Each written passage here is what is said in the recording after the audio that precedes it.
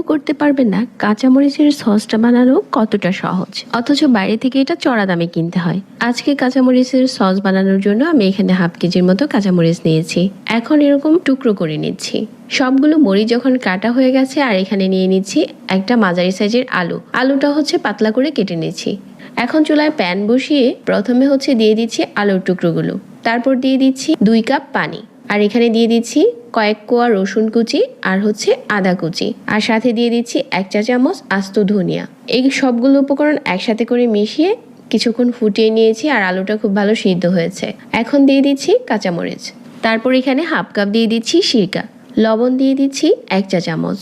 সবকিছু একসাথে করে নেড়েচেড়ে মিশিয়ে নিচ্ছি। তারপর এখানে চিনি দিয়ে দিচ্ছি হাফ কাপ। চিনিটা দেওয়ার পর আবারও একটু নেড়েচেড়ে মিশিয়ে নিচ্ছি। এখানে আর কিছুই লাগবে না, শুধু মাঝারি আঁচে কিছুক্ষণ জাল করে নিচ্ছি।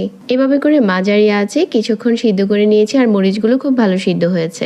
এখন ব্লেন্ডারে নিয়ে খুব ভালো করে ব্লেন্ড করে নিচ্ছি। তো তারপর হচ্ছে আমি এটা এখন একটা প্যানে নিয়ে নিচ্ছি, আর মিডিয়াম আঁচে কিছুক্ষণ জাল করে নিচ্ছি। এটা 1 থেকে 1.5 মিনিটের মতো জাল করলেই হয়ে যাবে, শুধুমাত্র একবার ফুটলেই হয়ে যাবে।